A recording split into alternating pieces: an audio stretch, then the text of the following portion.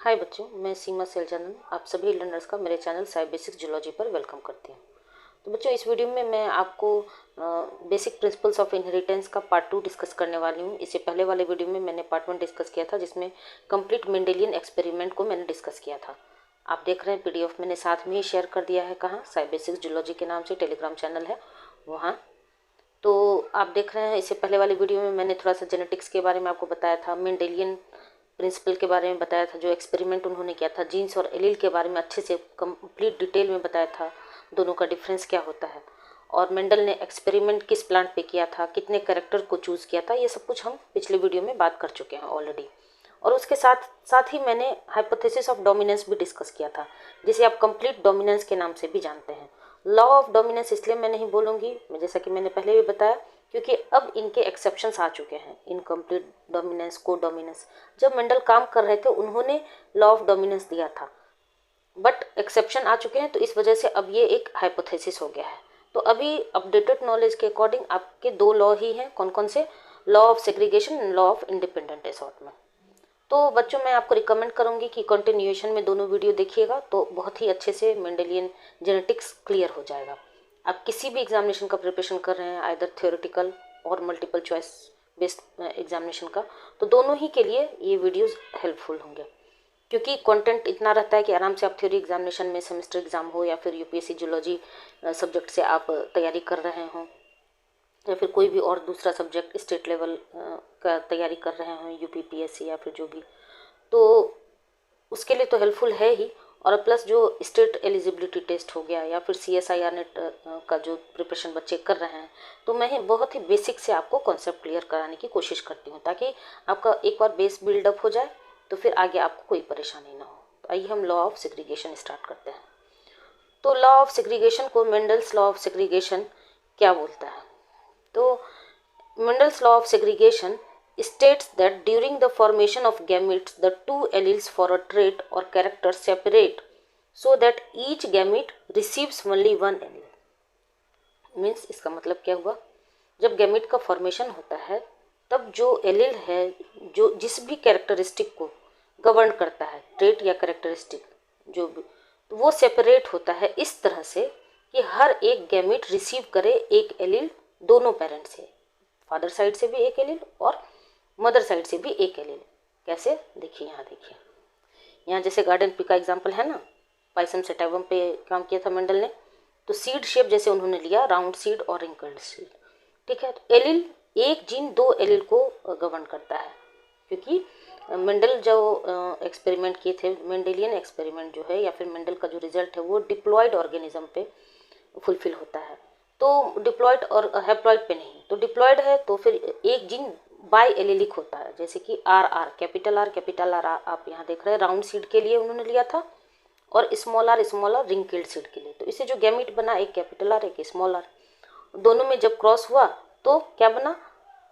Capital R small R. कब? F1 generation में। F1 generation, F2 generation, ये सब ऑलरेडी हम पिछले उसमें डिस्कस कर चुके हैं।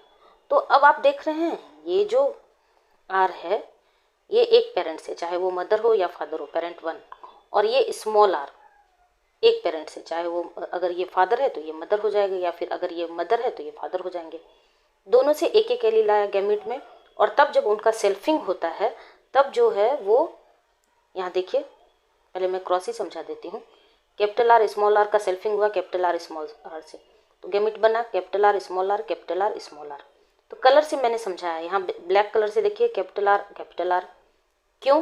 क्योंकि देखिए, ये एक आर जो है, सॉरी, ये जो एक आर है कैपिटल आर, वो एक बार किससे आपको, यहाँ देखिए, ये कैपिटल आर और इस मदर साइड वाले कैपिटल आर से, मतलब अब जो F2 जनरेशन में, तो ये पेरेंट 1 हो जाएंगे, ये वाला पेरेंट 1 हो जाएगा और ये पेरेंट 2 हो जाएगा।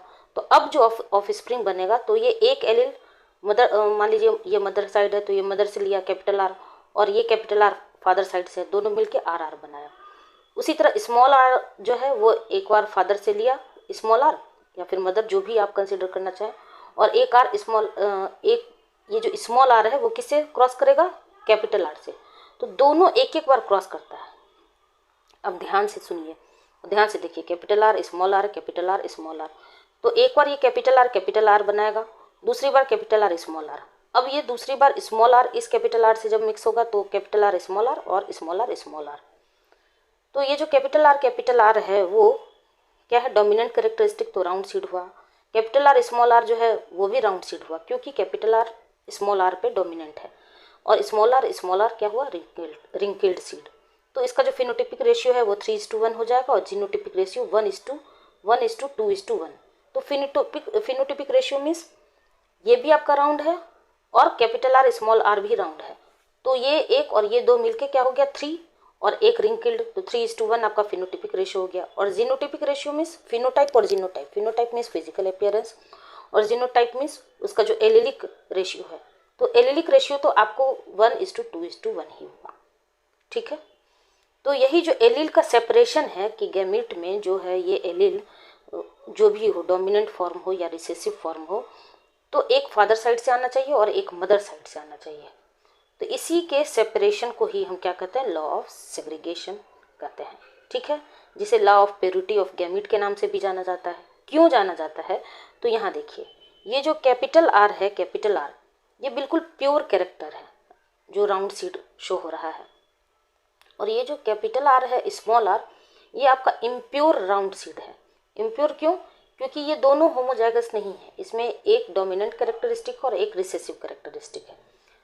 ये जो कंप्लीट दोनों डोमिनेंट वाला होमोजाइगोट हुआ वो क्या हो गया, कैपिटल आर आपका राउंड सीड, ये प्योर कैरेक्टरिस्टिक है। और ये क्या है, capital R small R, although capital R dominant over small R, so round seed ही रिजल्ट आता है।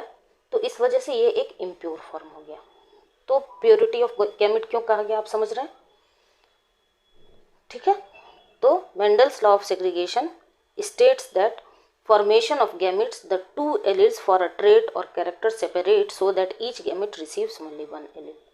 जो इतना भी गैमेट है वो एक ही एलील को रिसीव करे, एक फादर साइड से एक मदर साइड से, एक पेरेंट 1 से एक पेरेंट 2 से, ठीक है। This law explains how alleles of different versions separate during the formation of gametes. और ये लॉ एक्सप्लेन करता है कि किस तरह से कोई एलील का डिफरेंट वर्जन मीन्स एक डोमिनेंट है तो एक रिसेसिव है, वो कैसे सेपरेट होता है, कब, during formation of gamete। Each organism has 2 alleles for each trait and these alleles are inherited from the organism's parents, one from each parent। यही जो भी हमने आपको बताया कि जितने भी ऑर्गेनिज्म होते हैं, क्योंकि मेंडल का एक्सपेरिमेंट डिप्लॉयड ऑर्गेनिज्म के लिए फुलफिल होता है, तो each organism has 2 alleles for each trait या फिर ईच कैरेक्टरिस्टिक। जैसे कि ये तो मैंने राउंड सीड का लिया, अगर टॉल प्लांट ले लेते तो कैपिटल टी 2 एलील लेते। तो these alleles are inherited from the organism's parent. और ये जो एलील्स हैं वो कहाँ से इनहेरिट होकर आया है, तो पेरेंट से, पेरेंट 1 से, एक एलील पेरेंट 1 से, दूसरा एलील पेरेंट 2 से। अभी मैं डायग्राम भी आपको शो करूँगी। तो 1 फ्रॉम ईच पेरेंट, यही आपका लॉ ऑफ सेग्रीगेशन भी कहलाता है, यही आपका law of purity of gamete भी कहलाता है। ये कब होता है, तो पहले के इन्फॉर्मेशन के अकॉर्डिंग, आप पुराने बुक अगर कंसिडर कर रहे हो, पढ़ रहे हो, तो उसमें मेटाफेज 1 था, बट अभी नए इन्फॉर्मेशन के अकॉर्डिंग ड्यूरिंग मियोसिस एनाफेज 1 में ये होता है। The 2 alleles for a gene are separated into different gametes and each gamete gets only 1 allele। कब होता है, तो एनाफेज 1 में। When gametes unite, जब ये गैमेट यूनाइट होते हैं, फ्यूज करते हैं during fertilization, they randomly combine, ये randomly combine करते हैं रीस्टोरिंग द डिप्लॉयड, ताकि ये डिप्लॉयड नंबर को रीस्टोर कर सके, restoring the diploid number of alleles in the offspring. बच्चों थोड़ा सा ये स्लाइड धुंधला हो गया है, बट मैं जो आपको बोलने की कोशिश कर रही हूँ वहाँ से आप समझिए, या फिर जब आप पीडीएफ हो सकता है लें तो वहाँ शायद क्लियर आ जाए। हो सकता है कि जब मैं स्लाइड बना रही हूँ तो उसमें कुछ एरर आ गया हो, नेटवर्क प्रॉब्लम हो, कुछ भी हो सकता है, तो इस वजह से थोड़ा सा धुंधला आ रहा है, थोड़ा सा मुझे हेजी लग रहा है। बट मैं जो समझा रही हूँ वो मेरे लैंग्वेज बिल्कुल क्लियर है, तो आप वहाँ से भी समझ सकते हैं, ठीक है। तो ये तो मैंने आपको बताया थियोरेटिकली। अब देखिए सेग्रीगेशन कैसे होता है, ये देखिए डायग्राम बिल्कुल क्लियर है।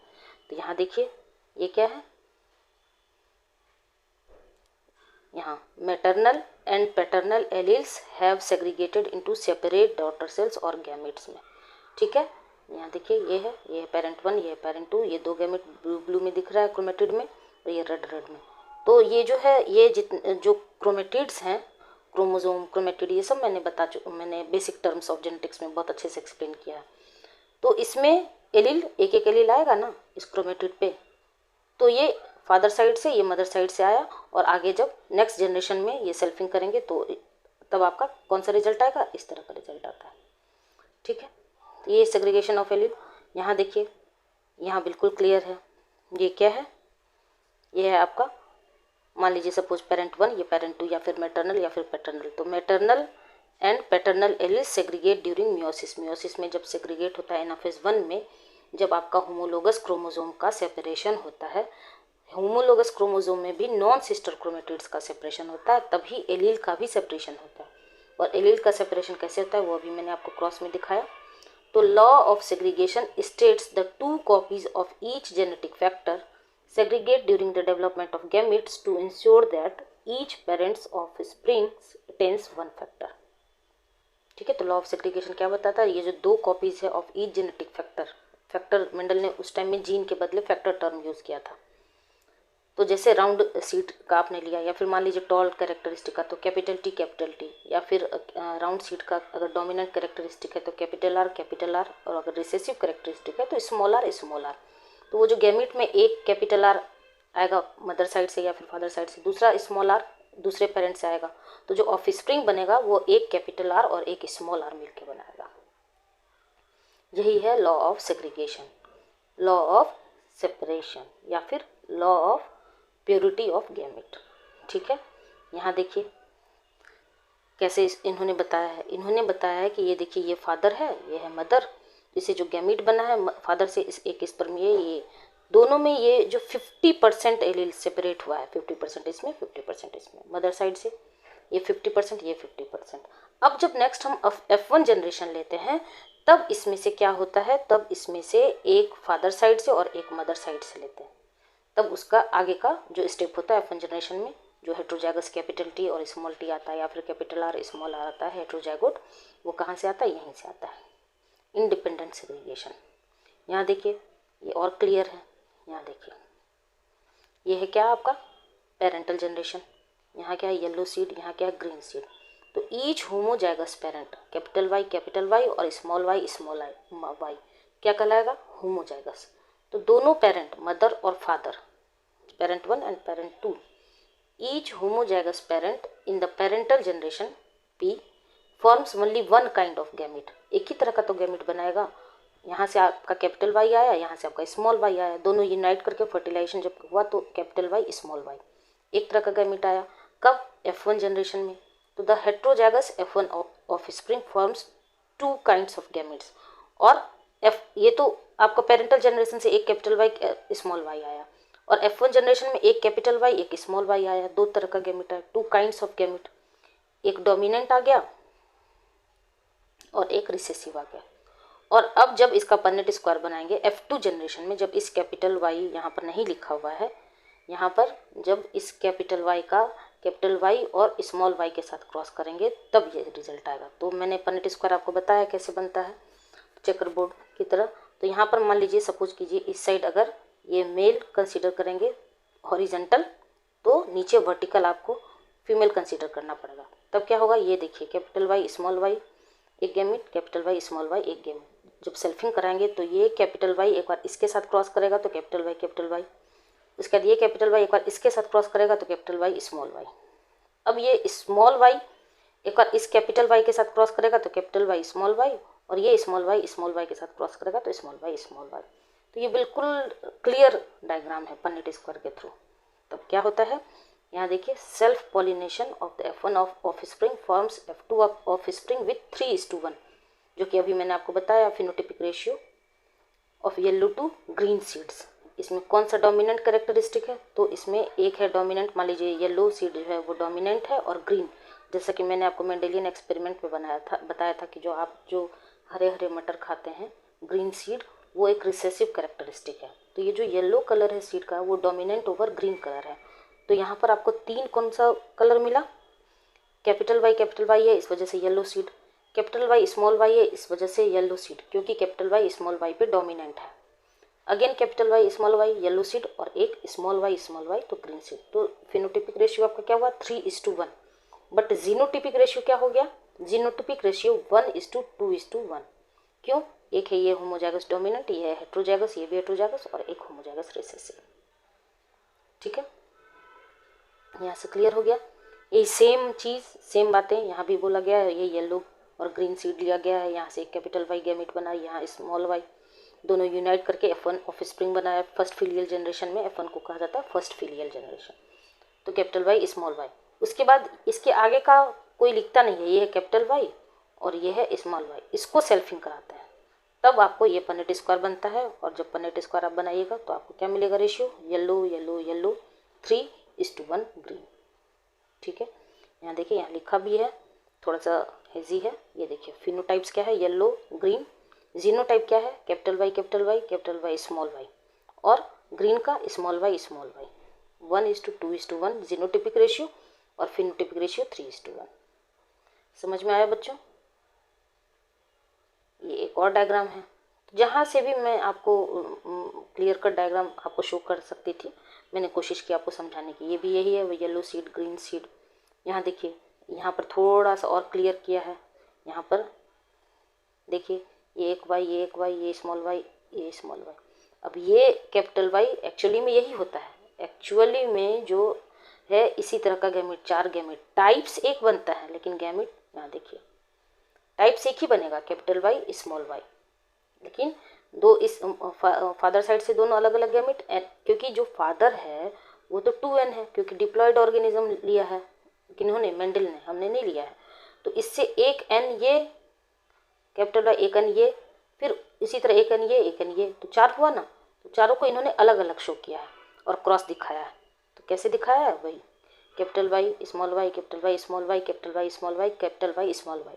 तो ऑफ स्प्रिंग जो बना वो एक ही तरह का तो बना, कैपिटल वाई स्मॉल वाई। और F1 जनरेशन में जब सेल्फिंग कराते हैं, देखिए ये capital Y small Y, capital Y small Y के साथ, तो आपको 3 येलो सीड और 1 ग्रीन सीड F2 जनरेशन में। तो 1 से 2 बार अगर ध्यान से सुनिएगा तो बिल्कुल क्लियर, इससे ज़्यादा क्लियर तो मैं नहीं बता सकती हूँ। ठीक है, लॉ ऑफ सेग्रीगेशन को ही law of purity of gamete क्यों बोलते हैं, और यहाँ पर लॉ ऑफ सेपरेशन ऑफ क्या, एलील होता है। एलील का ही तो सेपरेशन हो रहा है, एलील का ही तो सेपरेशन। आपने देखा कि एक पेरेंट में डोमिनेंट कैरेक्टरिस्टिक आ रहा है या फिर रिसेसिव आ रहा है, दूसरे पेरेंट में डोमिनेंट आ रहा है या रिसेसिव आ रहा है, दोनों का सेपरेशन बिल्कुल 50-50%। ठीक है, यही है लॉ ऑफ सेपरेशन। अब आइए दूसरे लॉ पर, ये क्या है, लॉ ऑफ इंडिपेंडेंट असॉर्टमेंट। तो ये लॉ क्या कहता है, this law states that how genes for different traits are inherited independently of one another. तो वहाँ पर आपने एलील का सेपरेशन देखा, यहाँ पर जीन की बात हो रही है। मीन्स जीन, सपोज कीजिए यहाँ मैंने जस्ट एग्जांपल के लिए 2 नॉन सिस्टर क्रोमेटिड बताया है। यहाँ पर एक जीन है कैपिटल आर जो कि राउंड सीड को बता रहा है, और ये है कैपिटल वाई जो आपको येलो कलर के लिए रिस्पॉन्सिबल है। तो ये जो कैपिटल आर है और ये कैपिटल वाई है, ये क्या है, ये एलील है? नहीं, ये एलील नहीं है, ये जीन है। इसीलिए मैंने पहले जीन और एलील का डिफ्रेंशिएशन आपको बताया। ये कैपिटल आर जो है ये वाइल्ड टाइप फॉर्म है और इसी का म्यूटेंट फॉर्म होता है अल्टरनेटिव फॉर्म स्मॉल आर, जिसको हम एलील के नाम से जानते हैं। तो एक कैरेक्टर आपको कैपिटल आर मिल रहा है, मान लीजिए राउंड सीड के लिए, एक जीन वो गवर्न कर रहा है, कौन कौन, allele, capital R small R. दूसरा कैरेक्टर आपको मिल रहा है येलो कलर के लिए, ये कलर के लिए रिस्पॉन्सिबल है, तो ये कैपिटल वाई और इसका अल्टरनेटिव फॉर्म स्मॉल वाई। इतना अगर क्लियर है, यहाँ देखिए मैंने लिख दिया है, यहाँ देखिए capital R round dominant seed के है करेक्टरिस्टिक है और small R wrinkled recessive characteristic है। ठीक उसी तरह seed colour capital Y yellow dominant और small Y green recessive characteristic है। ध्यान से आप सुनिए बच्चों, एकदम बिल्कुल क्लियर हो जाएगा। ठीक है, तो ये जो इंडिपेंडेंट असॉर्टमेंट में वो क्या बताया, how genes for different trait और characteristics are inherited independently of one another. Means ये कैपिटल आर और ये कैपिटल वाई का सेग्रीगेशन जो है वो बिल्कुल इंडिपेंडेंट है। जरूरी नहीं है कि ये अगर डोमिनेंट होगा तो ये भी उसके साथ डोमिनेंट ही रिजल्ट शो करे, या फिर ये अगर रिसेसिव है तो ये भी रिसेसिव हो। इसका सेपरेशन बिल्कुल अलग, इस जीन का और इस जीन का सेपरेशन बिल्कुल इंडिपेंडेंटली होता है। यही आपको लॉ ऑफ इंडिपेंडेंट असॉर्टमेंट बोलता है। यहाँ देखिए लैंग्वेज के फॉर्म में, the alleles of one gene capital R and small R segregate independently of the alleles of another gene capital Y and small Y. This principle was derived from dihybrid crosses. ऐसा नहीं है कि केवल dihybrid crosses में ही देखा जाता है, ट्राइहाइब्रिड में भी देखा जाता है, टेट्राहाइब्रिड में भी देखा जाता है, बट मोस्टली डायहाइब्रिड क्रॉसेस देखा जाता है। Where Mendel's observe that traits और characters such as seed colour and seed shape assorted independently. ये दोनों सीड कलर और सीड शेप जो है वो जो असॉर्ट होता है, सेग्रीगेट होता है, वो बिल्कुल इंडिपेंडेंटली होता है। ये भी एनाफेज 1 में ही होता है। और जब एनाफेज 1 में होमोलोगस क्रोमोसोम का जो सेपरेशन होता है अपोजिट पोल के तरफ नॉन सिस्टर क्रोमेटिड्स का, तो सीड कलर जरूरी नहीं है कि अगर डोमिनेंट एलील है तो डोमिनेंट के साथ ही मैच करे दूसरा। अगर कैपिटल आर है तो जरूरी नहीं वो कैपिटल वाई ही होगा। अभी मैं आपको डायग्राम से भी शो करूँगी। बस अभी आप इतना समझिए, resulting in a phenotypic ratio 9:3:3:1 in the offspring, and this law applies during meiosis where homologous chromosomes are randomly distributed into gametes. Gametes भी मैं दिखाऊंगी आपको। यहाँ देखिए, ये मेरा हैंड रिटन है जो थोड़ा सा हेजी हो गया है, बट आप थोड़ा समझने की कोशिश कीजिए, फिर मैं क्लियर कट डायग्राम भी आपको शो करूँगी। ये देखिए, capital R, capital Y, capital Y. यहाँ पर डाईहाइब्रिड मीन्स 2 कैरेक्टर को लिया गया है। मोनोहाइब्रिड मीन्स 1 कैरेक्टर को लिया जाता है। तो लॉ ऑफ सेग्रीगेशन जो है वो मोनोहाइब्रिड क्रॉस के लिए रिस्पॉन्सिबल होता है और law of independent assortment dihybrid cross के लिए। इस वीडियो के बाद मैं मोनोहाइब्रिड क्रॉस और डाईहाइब्रिड क्रॉस ही समझाने वाली हूँ। तो ये कैसा है, राउंड सीड है, एक जीन तो हुआ राउंड आर आर, और दूसरा हो गया येलो कलर के लिए, दूसरा हुआ वाई वाई, और दूसरा है इसका recessive characteristic wrinkled and green. तो एक capital R capital Y small Y मिलके क्या बनाता है, capital R small R and capital Y small Y. कब, F1 जनरेशन में, जब इनका सेल्फिंग होता है। ये देखिए, capital R capital Y small Y and capital R capital Y small Y. तब 4 तरह का गैमेट बनता है। कौन कौन सा, capital R capital Y small R capital Y small Y. तो हॉरिजेंटल और वर्टिकल हम चारों लिखते हैं, पन्नेट स्क्वायर बनाते हैं। ये उतना क्लियर नहीं है तो मैं दूसरे डायग्राम से आपको दिखाती हूँ। यहाँ देखिए, यही सेम चीज़ मैंने बताया है। यहाँ देखिए, Mendel's law of independent assortment, it states that alleles of 2 or more different genes assort independently. Means ये जो सीड शेप है और सीड कलर बिल्कुल इंडिपेंडेंटली असॉर्ट करेगा। इंडिपेंडेंटली असॉर्ट का क्या मतलब है, मीन्स अगर ये राउंड डोमिनेंट करेक्टरिस्टिक है तो जरूरी नहीं है इसके साथ कैपिटल वाई ही आए। जब अभी पन्नेट स्क्वायर आप देखिएगा तब आपको और क्लियर होगा। जरूरी नहीं कि स्मॉल आर है तो स्मॉल वाई ही हो, दोनों रिसेसिव ही करेक्टरिस्टिक हो, एक डोमिनेंट एक रिसेसिव भी हो सकता है। और ये कब होता है, तो मियोसिस के एनाफेज 1 में जब सेग्रीगेशन ऑफ होमोलोगस क्रोमोसोम होता है अपोजिट पोल के एंड पे, तो वो बिल्कुल इंडिपेंडेंटली होता है। यहाँ देखिए, तो पेरेंटल जनरेशन में जैसे कि मैंने आपको बताया, कैपिटल आर कैपिटल वाई दोनों डोमिनेंट करेक्टरिस्टिक लिया गया। रिंकिल्ड ग्रीन तो क्या बनाता है, round yellow. Capital R small R पे डोमिनेंट है इस वजह से राउंड, और कैपिटल वाई स्मॉल वाई पे डोमिनेंट है इस वजह से येलो। F1 जनरेशन में कितने तरह के गैमेट बनाए, 4 तरह के गैमेट। यहाँ देखिए कैसे, तो जब इनका सेल्फिंग आप करवाते हैं किससे, इसी सेम से, means capital R capital Y small Y, यही गैमेट तो यहाँ है, यही सेम। जब सेल्फिंग कराते हैं तो कितने तरह के गैमेट बनते हैं, 4 तरह के। उसमें capital R small Y and small Y. तो यहाँ मैंने आपको बताया है, जैसे अगर हॉरिजेंटली आप मेल लिखते हैं तो वर्टिकली आप क्या लिखिएगा, फीमेल लिखिएगा, ठीक है। वर्टिकली आप फीमेल करेक्टरिस्टिक, और जब दोनों फ्यूज़ करेंगे तो क्या बनाएंगे, यहाँ देखिए, ये capital R capital Y R दोनों कैपिटल, और एक कैपिटल वाई यहाँ से और एक स्मॉल वाई यहाँ से। ठीक उसी तरह इस तरह से आपको, ये थोड़ा सा सुनने से उतना क्लियर नहीं होगा, जब आप रिटन फॉर्म में लिखिएगा ना तब और अच्छे से क्लियर होगा। तो इस तरह से गैमेट बना, और गैमेट में इनको क्या रेशियो मिला, 9:3:3:1। तो ये 9:3:3:1 कैसे मिला, यहाँ देखिए, ये कैपिटल आर, अगर कैपिटल आर पे कैपिटल आर दोनों है तो क्या हो जाएगा, राउंड, और कैपिटल वाई है तो येलो। ये तो एक फिनोटाइप, एक जीनोटाइप हुआ। दूसरा जीनोटाइप कैपिटल आर तो राउंड के लिए ठीक है, बट कैपिटल वाई जो है वो स्मॉल वाई पे डोमिनेंट है, तो इस वजह से ये भी आपका क्या हो जाएगा, राउंड येलो। ये भी क्या होगा, राउंड येलो। ये भी क्या होगा, राउंड येलो। अगर दोनों में से एक भी डोमिनेंट है तो राउंड और येलो क्या है, डोमिनेंट कैरेक्टरिस्टिक। तो इस तरह के आपको कितने मिलेंगे, 9 मिलेंगे। कैसे मिलेंगे, तो 4 तो आपको यहीं दिख रहा है, ये 5, ये 6, ये 7, ये 8 और ये 9। ये 9 आपको राउंड येलो मिला, ठीक है। उसके बाद रिंकिल्ड येलो, रिंकिल्ड येलो में क्या हो जाएगा, तो स्मॉल वाई स्मॉल वाई। अब आप स्मॉल वाई वाला ढूंढिए, स्मॉल वाई वाला कहाँ है, यहाँ है। तो रिंकिल्ड स्मॉल वाई और राउंड, रिंकिल्ड आपको मिल रहा है और क्या मिल रहा है, रिंकिल्ड और ये ग्रीन है, सॉरी ये रिंकिल्ड और ग्रीन। तो रिंकिल्ड और ग्रीन कैसे मिलेगा, तो रिंकिल्ड और ग्रीन जब दोनों स्मॉल मिलेगा, ये स्मॉल आर रिंकिल्ड हो गया और स्मॉल वाई, तो ये आपको एक ही जीनोटाइप मिलेगा, ये जो आपको मिलेगा वो एक ही मिलेगा, ठीक है। थोड़ा सा मैं बोलने में कंफ्यूज कर गई। यहाँ देखिए ये वाला जो है ये आपको एक ही मिल रहा है, दोनों स्मॉल आर स्मॉल वाई, जो कि रिंकिल्ड ग्रीन कैरेक्टरिस्टिक को शो कर रहा है, ठीक है। 9 मैंने आपको पहले दिखाया, कौन सा, ये राउंड येलो, 2 कैरेक्टरिस्टिक हो गया। तीसरा है आपका राउंड और ग्रीन। तो राउंड होने के लिए क्या होना चाहिए, एक डोमिनेंट मीन्स कैपिटल आर तो होना ही चाहिए, और ग्रीन होने के लिए आपको क्या होना है, स्मॉल वाई। तो यहाँ देखिए कैपिटल आर एक ये, कैपिटल आर एक ये, और दोनों में क्या है, स्मॉल वाई और एक ये 3 मिला। तो 9:3:3:1 है। एक आपको बचा है कौन सा, ये वाला रिंकिल्ड येलो वाला।